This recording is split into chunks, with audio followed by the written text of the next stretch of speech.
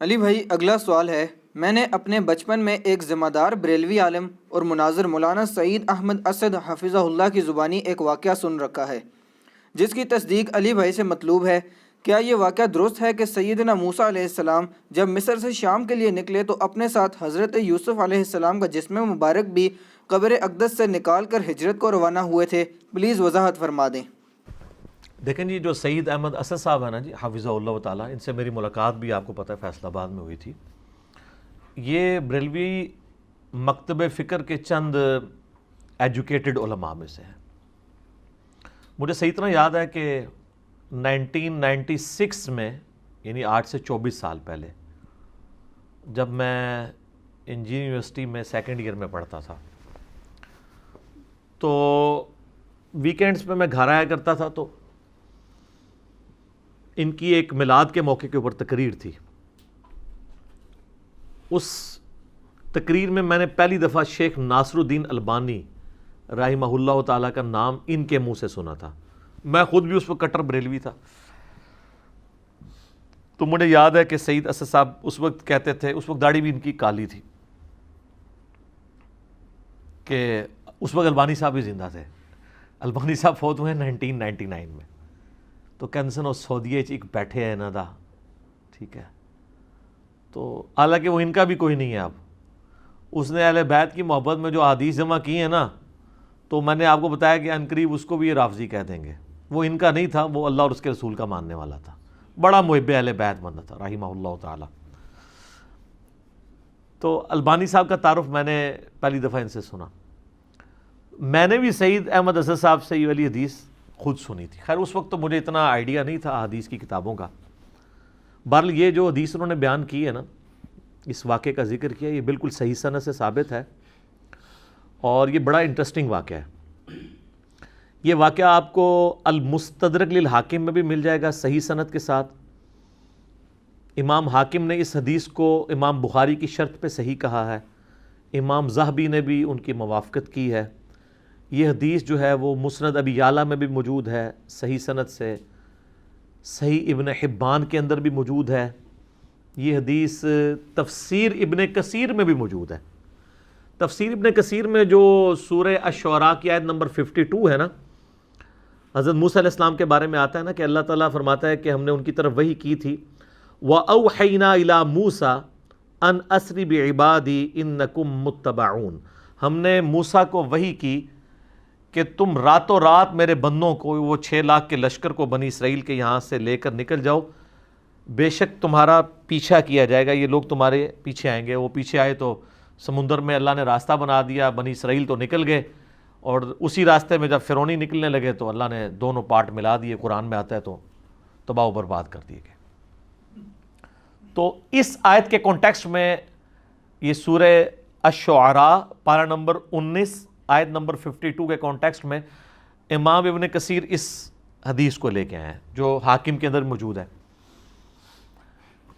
کہ نبی صلی اللہ علیہ وآلہ وسلم کسی گاؤں ایریا میں تشریف لے گئے، تو وہاں پہ ایک دیہاتی شخص تھا، اس نے آپ صلی اللہ علیہ وآلہ وسلم کی مہمان نوازی کی۔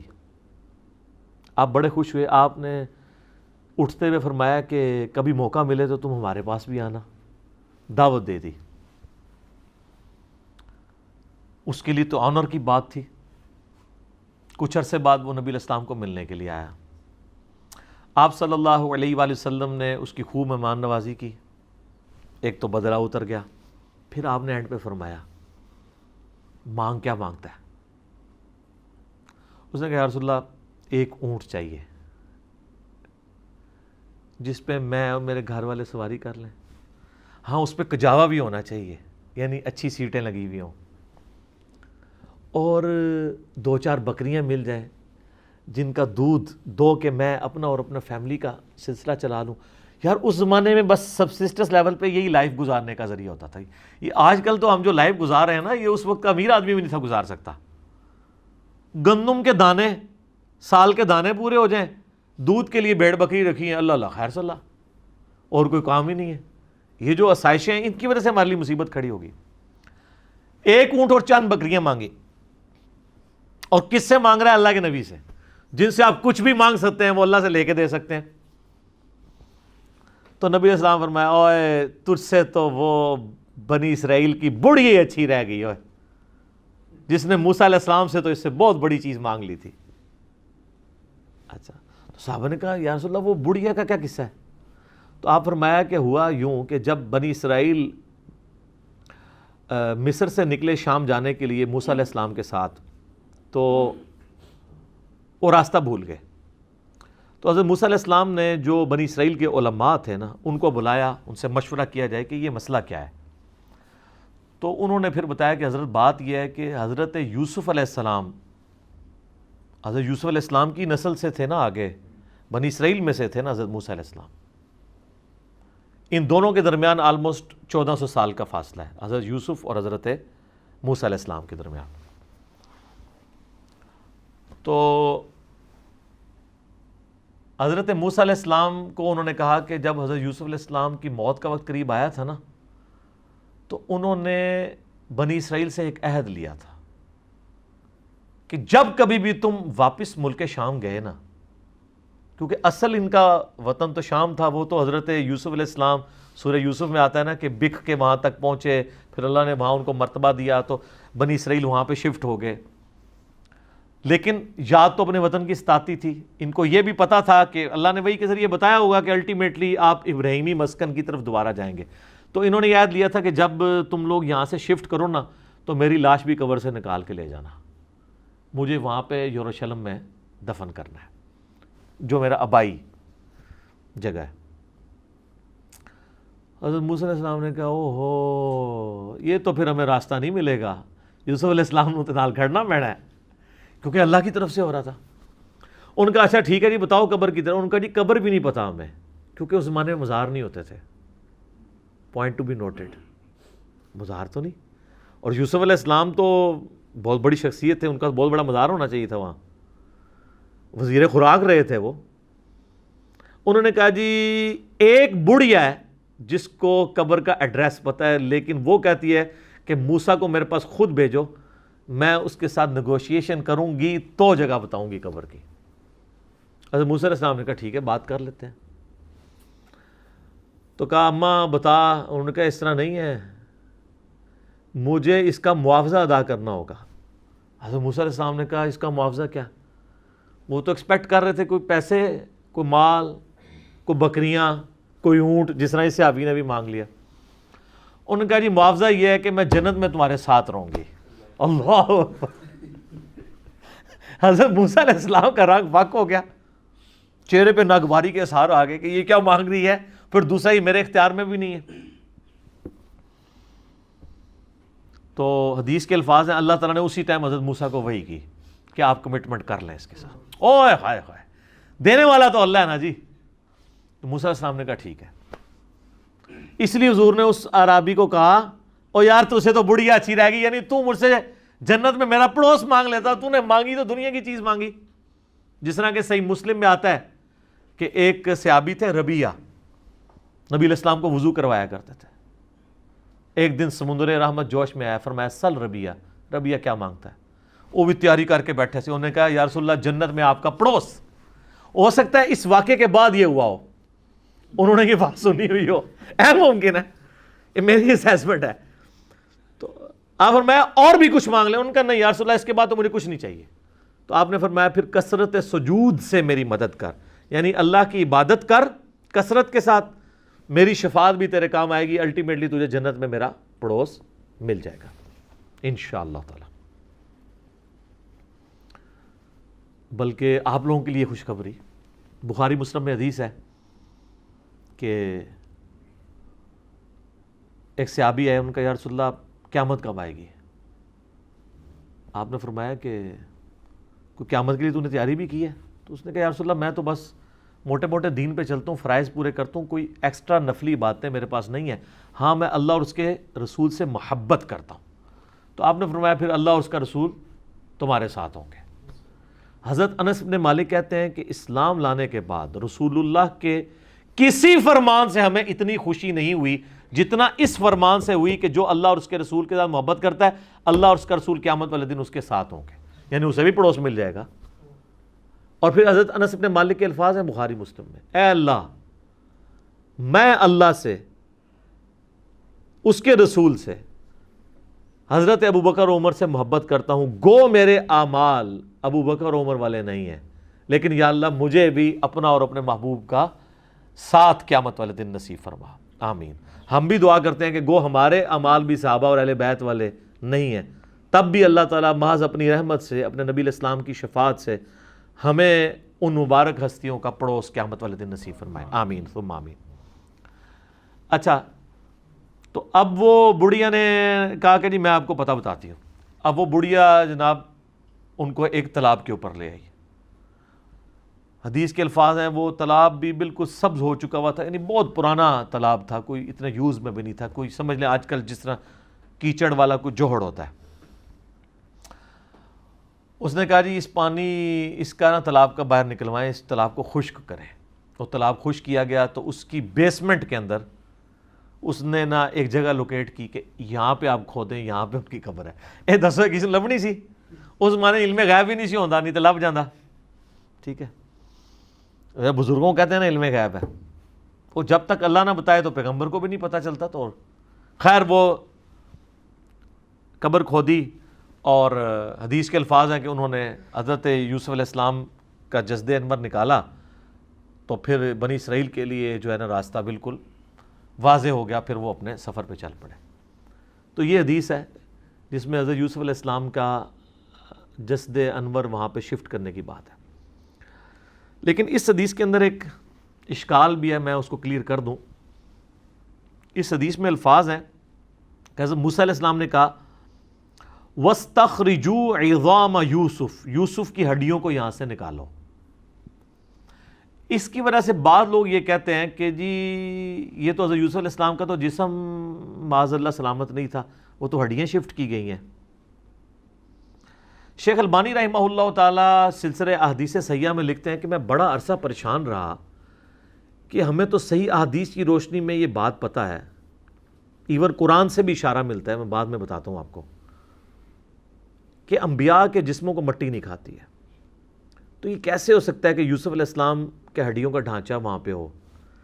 تو کہتے ہیں میرا مسئلہ حل ہوا جب میں نے سنن نبی داؤد میں وہ حدیث پڑھی نا، حضرت تمیم داری نے کہا یا رسول اللہ صلی اللہ علیہ وآلہ وسلم آپ یعنی کھڑے ہو کے خطبہ دیتے ہیں تو میں آپ کے لیے ایک ممبر نہ تیار کروا دوں جس پہ آپ بیٹھ کے تھوڑی دیر آرام کر لیا کریں۔ تو اس میں پتہ کیا الفاظ ہیں؟ وہ کہتے ہیں یحمل عظامک، اس ممبر پہ آپ اپنی ہڈیاں رکھ سکیں، ہونا تو چاہیے تھا جسم رکھ سکیں۔ تو البانی کہتے ہیں کہ وہ مجھے پتہ چلا کہ یہ عرب کے لوگ محاورتاً یہ لفظ بولتے ہیں، یعنی وہ جسم ہڈیوں کے ایکویلنٹ جسم اور جسم کے لیے ہڈیاں استعمال کرتے ہیں، ٹھیک ہے۔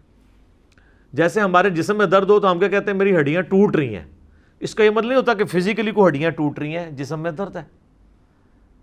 بریانی کھائی ہے تو سینے میں آگ لگی ہوئی ہے، اس سے مراد وہ فائر نہیں ہوتی، یہ محاورتاً۔ تو کہتے ہیں اس صحابی نے یہ بھی کہہ سکتا تھا یا رسول اللہ جس پہ آپ آرام کر سکیں، اس نے لفظ کیوں استعمال کیے کہ یحمل عظامک، آپ کی ہڈیاں، آپ اپنی ہڈیاں اس پہ رکھ سکیں، تو ہڈیاں اپنی کو رکھ سکتا ہے۔ تو اس اشکال کا جواب ہو گیا۔ اب آ جائیں اس آیت کی طرف جو میں نے کہا قرآن میں، وہ سورہ سبا ہے، آیت نمبر 14۔ اعوذ باللہ من الشیطان الرجیم، بسم اللہ الرحمن الرحیم۔ یہ بڑا مشہور واقعہ ہے، حضرت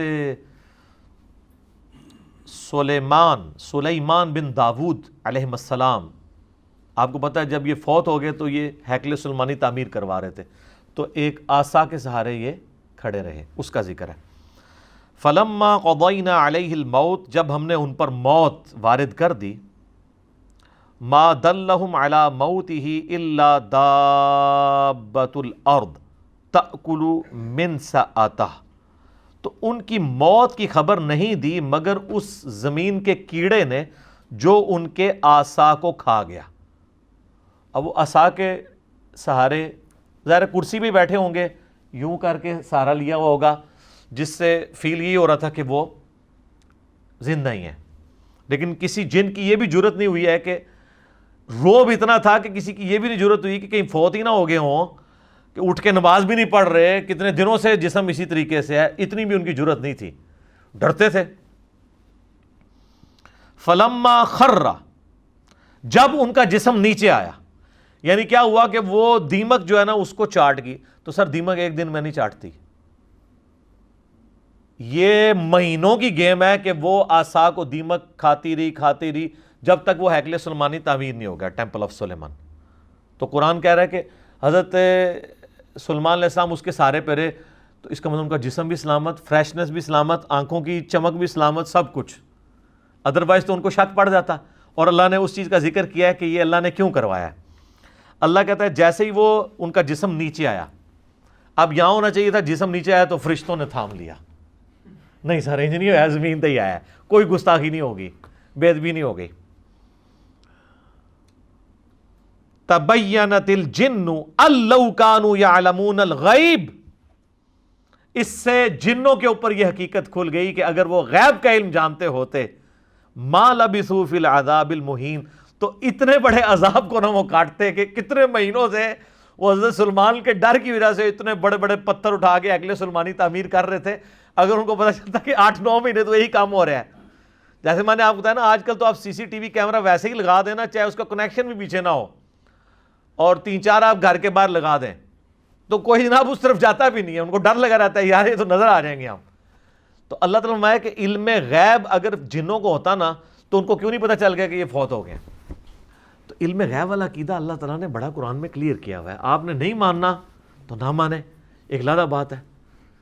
جنات سے جتنی بھی خبریں کائنوں تک پہنچتی ہیں نا، وہ قرآن حکیم میں بھی آیا ہے، بخاری مسلم میں اس کی ڈیٹیل موجود ہے، وہ فرشتوں کی ڈسکشن کے ساتھ کچھ باتیں اچک لیتے ہیں تو وہ چلی جاتی ہیں، باقی بخاری مسلم کے الفاظ ہیں، وہ 100 باتیں اس میں اور ملا کے کائنوں کے دماغ میں ڈالتے ہیں اور وہ آگے پھیلا دیتے ہیں۔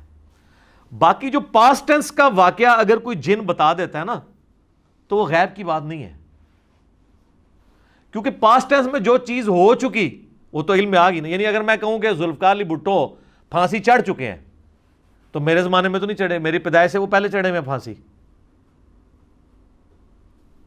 تو یہ نہیں میں نے دیکھا ہے، لیکن یہ خبر آج کی ڈیٹ میں درست ہے، لیکن مستقبل کی خبر کوئی نہیں دے سکتا، اور یہاں تو ان کے سامنے تھا، ان کو نہیں پتہ چلا جب تک کہ وہ نہیں۔ تو یہ آیت بھی اس بات کا ثبوت ہے کہ انبیاء کے جسم سلامت رہتے ہیں ان کی وفات کے بعد بھی، ورنہ تو ڈیکمپوز ہو جاتا، دو دن سے زیادہ تو نکالتے ہی نہیں، اتنی بدبو آنا شروع ہو جاتی ہے۔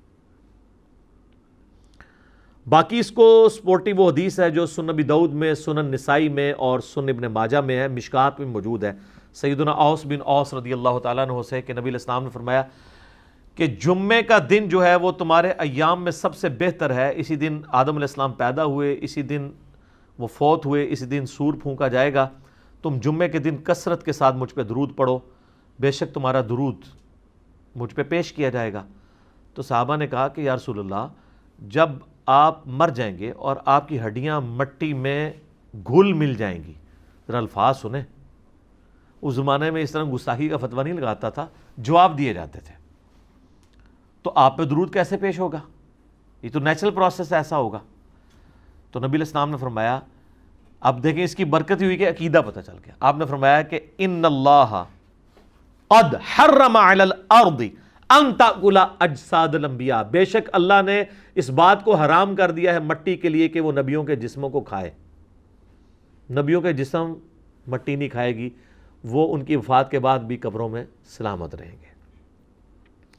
اچھا، اس حدیث کو آلموسٹ سارے محدثین نے صحیح کہا ہے، اس حدیث کو امام حاکم نے بھی صحیح کہا، امام ذہبی نے موافقت کی، صحیح ابن حبان میں بھی ہے، امام ابن حبان نے بھی صحیح کہا، امام نووی نے بھی ٹھیک کہا، امام ابن قیم نے بھی ٹھیک کہا، لیکن امام بخاری کی ریزرویشن ہے اس حدیث کے اوپر، عقیدے کے اوپر نہیں، حدیث کے اوپر۔ وہ کہتے ہیں اس حدیث میں جو ایک راوی ہے نا، اس راوی کا نام ہے عبد الرحمن بن یزید بن جابر، وہ کہتے ہیں یہ بن جابر نہیں ہے، وہ تو ثقہ راوی ہے، یہ بن تمیم ہے جو ضعیف راوی ہے، جبکہ باقی سارے محدثین کہتے ہیں نہیں وہ بن جابر ہی ہے، بن تمیم نہیں ہے۔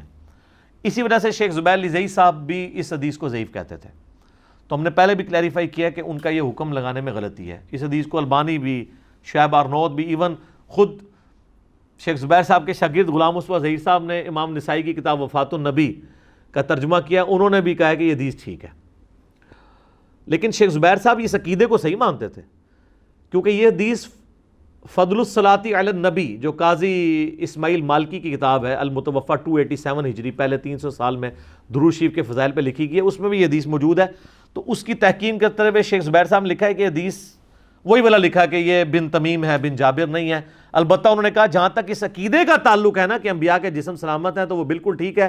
اور انہوں نے کہا اس کی دلیل ہے المصنف ابن ابی شیبہ میں صحیح سند کے ساتھ حضرت عمر فاروق رضی اللہ تعالیٰ عنہ کا قول ہے جو انہوں نے نقل کیا.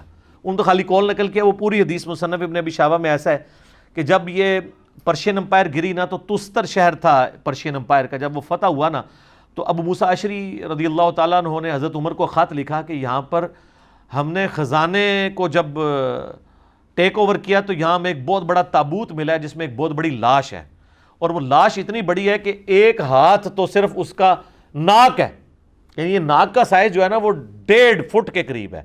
تو اب آپ دیکھ لیں کتنی بڑی لاش ہے. اور یہاں کے لوگوں کا یہ عقیدہ ہے جب بارش نہیں ہوتی تو اس لاش کو اوپن ایئر میں لے آتے ہیں تو اللہ تعالیٰ بارش دے دیتا ہے. تو آپ کو لیٹر ملتا تو آپ کہتے ہیں جناب فوراً ایک وڈا کا مزار بنواؤ ہے. حضرت عمر تک جب پہنچا تو آپ نے کعب احبار کو، یہودی عالم تھے جو بعد میں مسلمان ہو گئے، نبی علیہ السلام کی زندگی میں تھے لیکن اسلام قبول نہیں کیا، اس لیے صحابی نہیں بعد میں. تو انہوں نے وہ پورے ساتھ ڈاکومنٹس بھی بھیجے تو انہوں نے کہا یہ حضرت دانیال علیہ السلام کا تابوت ہے. تو پھر حضرت عمر نے خط لکھا کہ راتوں رات 13 قبریں کھودو، ایک نہیں 13، تاکہ پتہ ہی نہیں چلے کس میں دفنایا ہے، نامعلوم جگہ پہ، اور راتوں رات ان کو دفن کر دو. یہ حضرت دانیال علیہ السلام کا جس میں اثر ہے. اور اس میں حضرت عمر نے کہا وَالنَّارُ لَا تَأْكُلُ الْأَنْبِيَاءَ وَالْأَرْضُ لَا تَأْكُلُ الْأَنْبِيَاءَ، آگ نبیوں کے جسموں کو نہیں کھاتی، زمین نبیوں کے جسموں کو نہیں کھاتی، اور ایک اور لفظ بھی استعمال کیا درندے بھی نبیوں کے جسموں کو نہیں کھاتے. تو یہ شیخ زبیر صاحب نے نا اس فٹ نوٹ پہ لکھا کہ یہ حدیث صحیح ہے، لہٰذا ہمارا یہ عقیدہ ہے کہ نبیوں کے جسم سلامت ہے الحمدللہ. صحیح مسلم میں وہ حدیث ہے، 2 طرق ہیں کہ میں نے شب معراج موسیٰ علیہ السلام کو اپنی قبر میں نماز پڑھتے ہوئے دیکھا، ہوا قائم یصلی فی قبری. لیکن یہ برزخی معاملہ ہے، یہ فزیکلی آپ اس کے اوپر قیاس نہیں کریں گے. آج اگر آپ قبر رسول کھودیں گے تو نبی علیہ السلام کا جسم اطہر آپ کو ویسے ہی نظر آئے گا جیسے دفناتے وقت تھا. یہ نہیں ہے کہ نبی علیہ السلام کوئی ایکٹیویٹی پرفارم کر رہے ہوں گے، نہیں. ان کی نمازیں بھی قبروں کے اندر، جو مسند ابی یعلا میں حدیث ہے کہ اللہ کے نبی زندہ ہیں اپنی قبروں میں نمازیں بھی پڑھتے ہیں، وہ برزخی معاملہ ہے. وہ تو چھوڑ دیں، سنن ابن ماجہ میں تو یہاں تک ہے کہ جب عام ایک مومن مردے کو بھی جب قبر میں رکھا جاتا ہے نا، فرشتے سوال کے لیے آتے ہیں تو وہ اٹھتا ہے تو اس کو عصر کا وقت دکھایا جاتا ہے کہ غروب آفتاب ہونے والا ہے، تو وہ کہتا ہے مجھے چھوڑ دو میں پہلے نماز پڑھ لوں. ٹھیک ہے، یہ تو عام مومن کے لیے بھی ہے. تو انبیاء تو خیر بہت اعلیٰ درجے کے. تو اس حدیث کے تحت ان کی زندگی برزخی ہے لیکن جسم جو ہے وہ سلامت ہے، اس میں کوئی شک نہیں ہے. باقی حیات النبی کے اوپر میرا لیکچر مسئلہ نمبر 5 دیکھ لیں. ایک اور حدیث بڑی مشہور میں نے بڑی دفعہ بیان کی ہے، 1390 نمبر صحیح بخاری میں 1390، کہ سیدنا عمر کا پاؤں آلموسٹ 65 ایئرز کے بعد جب حجرہ عائشہ کی دیوار گر گئی ولید بن عبد الملک کے دور کے اندر، تو پاؤں باہر آ گیا ایک قبروں کی ڈسٹربنس کی وجہ سے، کیونکہ وہ امہات المومنین کے جو گھر تھے نا ان کو توڑ کے مسجد نبوی کی توسیع کر رہے تھے. عمر بن عبد العزیز اس وقت گورنر تھے وہاں کے مکہ مدینے کے، ابھی تو خلیفہ نہیں بنے ہوئے تھے. تو جب پاؤں نکلا تو لوگ پریشان ہو گئے کہ نبی علیہ السلام کا پاؤں مبارک باہر آ گیا. یہ بخاری کے الفاظ ہیں.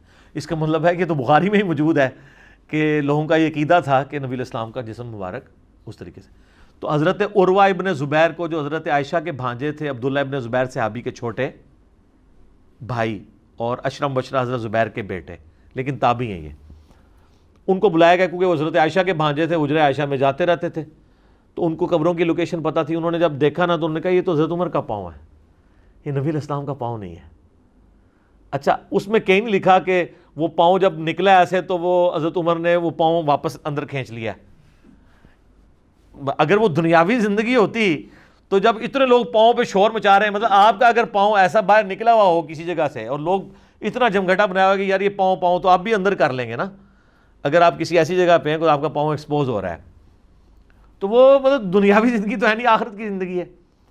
تو وہ انہوں نے دوبارہ سے ان کو دفن کر دیا. یہ اس بات کا ثبوت ہے کہ انبیاء کے علاوہ بھی اللہ تعالیٰ جس کے لیے چاہیے یہ کر سکتا ہے، لیکن یہ جنرل رول نہیں ہے. یہ جو جنرل رول ہے نا وہ نعت میں ہی ہے، محمد کے غلاموں کا کفن میلا نہیں ہوتا. اس طرح کرنا کچھ بھی نہیں ہونا بھائی، ٹھیک ہے. کتنے صحابہ کو رومن امپائر کی بیٹل فیلڈز میں آگ کے کڑاہوں میں، تیل کے کڑاہوں میں جلایا گیا ہے. حضرت حمزہ ابن عبد المطلب کا مسلح کیا گیا ہے غزوہ احد میں. اس طرح نہیں ہوتا. اور کسی کی اگر جسم کی حفاظت نہ ہو اس کا یہ مطلب نہیں کہ وہ بزرگ نہیں ہے، وہ اللہ کی مرضی کی اس کی حفاظت کروانی ہے. سیدنا ابوبکر صدیق کے بارے میں 1387 نمبر حدیث ہے صحیح بخاری کے اندر. انہوں نے تو اوورال امت کو عقیدہ دے دیا ہے. اما عائشہ کو بلایا، اس پہ امام بخاری نے باب باندھا ہے سوموار کے دن کی موت کی فضیلت، کیونکہ نبی علیہ السلام سوموار کو فوت ہوئے تھے. امام بخاری نے باب باندھ کے حدیث لیا 1387 صحیح بخاری میں. اما عائشہ سلام اللہ علیہا کو بلایا حضرت ابوبکر نے نزا کے عالم میں، کہا کہ بیٹا نبی علیہ السلام کو کتنے کفن میں دفن کیا گیا تھا؟ انہوں نے کہا 3 کپڑوں کے اندر. تو انہوں نے بھی اپنے پرانے کپڑے کہا کہ یہ والے میرے کپڑے دھو کے نا مجھے انہی کپڑوں میں کفن دینا ہے، میرے لیے علیحدہ کفن نہ منگوانا. پھر پوچھا کہ بیٹا یہ بتاؤ کہ نبی علیہ السلام کی ڈیتھ کس دن ہوئی تھی؟ ان کا منڈے کے دن. تو انہوں نے کہا میں بھی اللہ سے امید کرتا ہوں کہ ابھی تو منڈے کا دن باقی ہے، تو رات تک میری بھی ڈیتھ ہو جائے گی. اس پہ امام بخاری نے باب باندھا ہے منڈے کے دن مرنے کی فضیلت. لیکن سر حضرت ابوبکر کو یہ فضیلت نہیں ملی. حدیث کے الفاظ ہیں کہ وہ رات میں جا کے منگل کی رات کو فوت ہوئے. ظاہر ہے منڈے کا جب دن ختم ہوگا تو منگل کی رات فوت ہو جائے گی. منگل کی رات میں فوت ہوئے اور منگل کی فجر سے پہلے ان کو راتوں رات دفنا دیا گیا.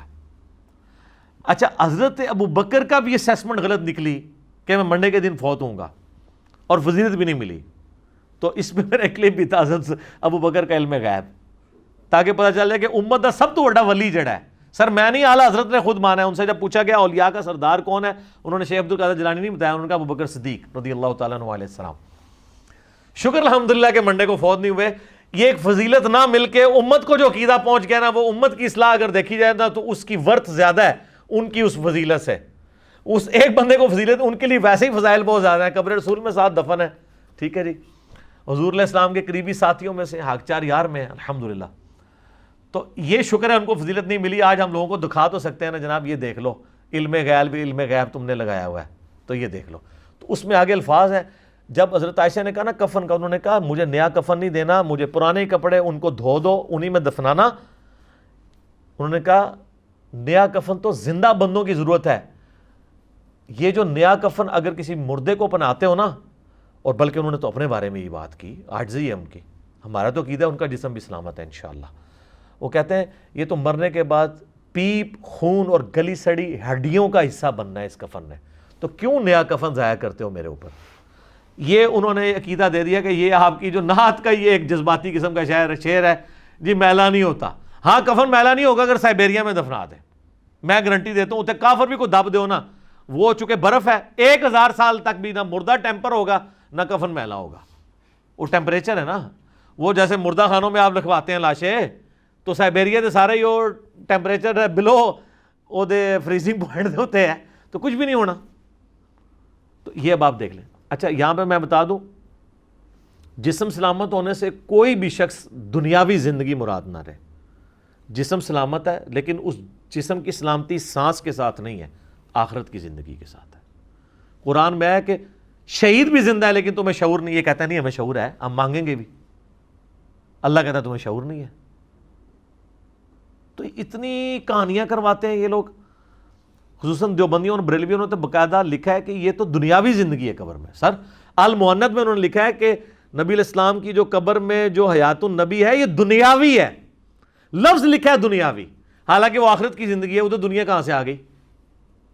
اور اعلیٰ حضرت تو تمہیں پتہ ہے کھلے ڈولے بندے سن، وہ ایک سٹیپ آگے گئے ہیں. ملفوظات اعلیٰ حضرت میں انہوں نے لکھا ہے کہ جب کسی نے سوال کیا کہ آپ کہہ رہے ہیں ولی بھی زندہ ہے نبی بھی زندہ ہے، تو دونوں کی زندگی میں فرق کیا ہے؟ انہوں نے کہا انبیاء کی جو زندگی ہے قبروں میں وہ برزخی تو ہے لیکن یہ حصی دنیاوی ہے. حصی حصی کا مطلب کیا ہے کہ آپ کسی کو چٹکی کاٹتے ہیں تو اس کو فیل ہو، اور دنیاوی. اور انہوں نے کہا اگر پھر نہ یقین آئے تو ہمارے بزرگ تو پہلے ہی فرما گئے ہیں، شیخ زرقانی، کہ نبیوں کی بیویاں ان کی قبروں میں ان پہ پیش کی جاتی ہیں، ان کے ساتھ شباشی بھی کرتے ہیں. بولے اعوذ باللہ تعالیٰ. آج ہم پیش کرتے ہیں، وہ کہتا نہیں وہ زرقانی نے لکھا، انہوں نے تو نقل کیا. تو انہوں نے تو اپنے عقیدے کے طور پہ نقل کیا، انہوں نے تو یہ نہیں کہا کہ زرقانی صاحب نے بکواس فرمایا ہے، ان کا فرماتے ہیں. ٹھیک ہے. تو فضائل حج میں شیخ زکریا کاندلوی نے فضائل درود میں فضائل مال کا ایک چیپٹر ہے، اس میں انہوں نے لکھا ہے. فضان سنت میں الیاس قادری صاحب پاپا جانی جو ہیں دعوت اسلامی والے تبلیغی جماعت نے، دونوں نے لکھا ہے کہ 555 ہجری میں نبی الاسلام کی وفات کے 500 سال کے بعد جب شیخ احمد رفاعی قبر رسول پہ حاضر ہوئے، انہوں نے عربی میں شعر پڑھا، یا رسول اللہ جب میں مصر میں تھا تو میں روح کو بھیجتا تھا آستان اقدس پہ حاضری کے لیے. کوئی اپنی روح اس طرح بھیج سکتا ہے؟ مجھے بتائیں. اب جسموں کے ملاپ کی باری آئی ہے تو اپنا دست اقدس قبر سے باہر نکالیے، میں اس کو بوسہ دوں. تو کہتے ہیں 90,000 لوگوں کی موجودگی میں ہاتھ مبارک باہر نکلا اور شیخ احمد رفاعی نے بوسہ دیا، اور ان میں شیخ عبد القادر جیلانی کا نام نامی بھی ذکر کیا جاتا ہے کہ وہ بھی یہ منظر دیکھ رہے تھے. حالانکہ شیخ عبد الجیلانی کو بیچاروں کو پتہ بھی نہیں ہوگا میرے ساتھ کیا منسوب انہوں نے کر دیا. میں کہتا ہوں جی بڑی بدبختی ہے کہ وہ منظر دیکھ رہے تھے، انہوں نے خود ہاتھ نہیں چوم لیا، میں جی نہیں کر لگا. ٹھیک ہے. اور سارے 90,000 بدبخت نے کہ نبی الاسلام دا ہاتھ مبارک باہر نکلے ہے تو ظالمو تسی کیوں نہیں چومیا؟ اور حضور کے اخلاق سے یہ چیز بعید ہے کہ آپ علیہ السلام جو ہے ایک کو چموا دیں اور باقیوں کو محروم رکھیں. ایک بار جو تو جناب باہر آیا سی پھر سارے نو ہی زیارت کرنی چاہیے سی، چومنا چاہیے سی. سب کہانی جھوٹ ہے. یہ ہاتھ کبھی سیدہ فاطمہ کے لیے نہیں نکلا، کبھی اماں عائشہ کے لیے نہیں نکلا جب وہ جمل پہ گئیں اور بعد میں شرمندہ بھی ہوئیں اپنے اس سفر پہ کہ بھئی نہ جاؤ ادھر. کبھی حضرت عمر کے لیے نہیں نکلا. وہ بخاری میں 1010 نمبر حدیث 1010 آ رہی ہے، انا کننا نتوسل الیک بنبینا، اے اللہ جب تیرے نبی تھے ہم ان کے وسیلے سے تیرے پاس آتے تھے، آج ہم تیرے نبی کے چچا کو لے کے آئے ہیں. وہ بھی چلے جاتے قبر رسول پہ، یا رسول اللہ جب آپ دنیاوی زندگی میں تھے تو آپ ہاتھ مبارک پیالے میں رکھتے تھے تو چشمے جاری ہوتے تھے، تو آج جو ہے وہ قحط میری عزت سٹیک پہ لگی ہے، میرے دور حکومت میں دور خلافت کے اندر قحط آ گیا، تو آپ ہاتھ مبارک یہ میں پیالہ لے کے آئے ہوں آپ اس میں رکھیں. جی جناب صحیح مسلم میں ہے کہ حضرت عمر نے ایک دفعہ یہ کام کروایا تھا، پیالہ دے کے تو نبی الاسلام نے ہاتھ رکھا. ایک تو وہ حدیث بخاری مسلم میں حدیبیہ کے موقع پہ 1500 صحابہ نے ایک پیالے سے وضو کیا اور جانوروں کو پلایا اور جمع کر لیا، اور جابر بن عبداللہ کہتے ہیں 1,00,000 بھی ہم ہوتے نا تو سب کو کفایت کرتا تھا. تو حضرت عمر نے تو نہیں کہا، ان کو پتا تھا کہ اب ہماری کمیونیکیشن اس آخرت کی زندگی میں حضور کے ساتھ نہیں ہو سکتی.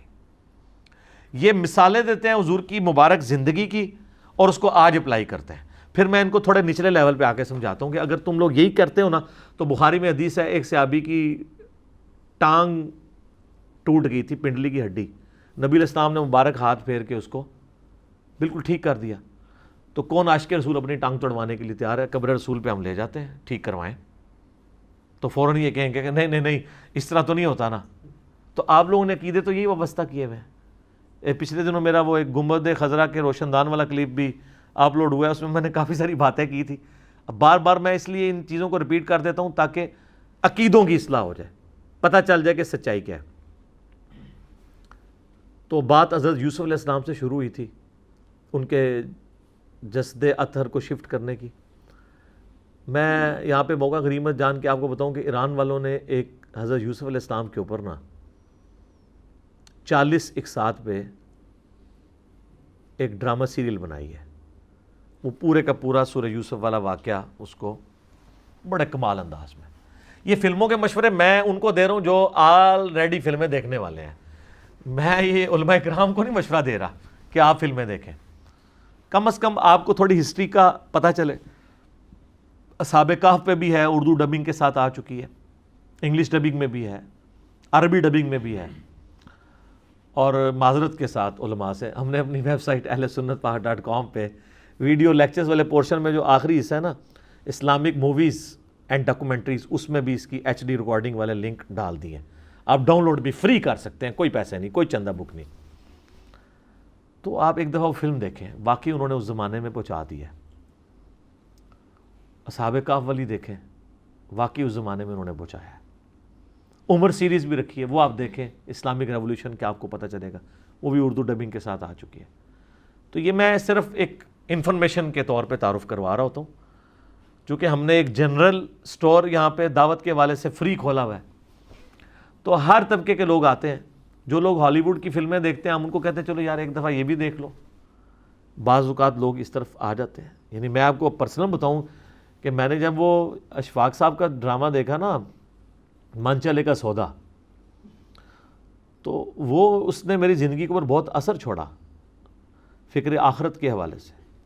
اور اس کے بعد میں نے اصحاب کہف والی جب مووی دیکھی 2007-8 کے اندر، تو اس نے بھی کافی اثر چھوڑا، دنیا سے زہد دلانے والی چیز ہے۔ تو آپ ان لوگوں کو کم از کم ضرور مشورہ دیں کہ جو فلمیں دیکھنے کے شوقین ہیں کہ اگر انہوں نے دینی ہے تو ایک دفعہ یہ دیکھ لیں۔ ویسے تو اب اس سے بھی آگے بات جا چکی ہے، ہماری ویڈیو کے نیچے کئی لوگوں نے کمنٹس کیے ہوتے ہیں کہ پہلے ہم روزانہ فلم دیکھ کے سوتے تھے، اب ہم مجلس دیکھ کے سوتے ہیں اور بوریت نہیں ہوتی۔ کیونکہ بوریت اس لیے نہیں ہوتی ہے کہ وہ بات نہیں سن رہے ہوتے ہیں جو انہوں نے پہلے نہیں سنی ہوتی، اور آلموسٹ وہ ایسی بات سن رہے ہوتے ہیں جس کے الٹ ان کا آلریڈی عقیدہ ہوتا ہے، تو بندے کا دماغ بھی کھلتا ہے۔ کیا کہ مرنے سے پہلے ہے مسلمان، کر لے اس پہ غور، کتابوں کا خدا اور ہے، بابوں کا خدا اور، کہنے کو تو دین سب کا اسلام ہے، لیکن کتابوں کا جہاں اور ہے، بابوں کا جہاں اور آخر میں بس عاجزانہ طور پہ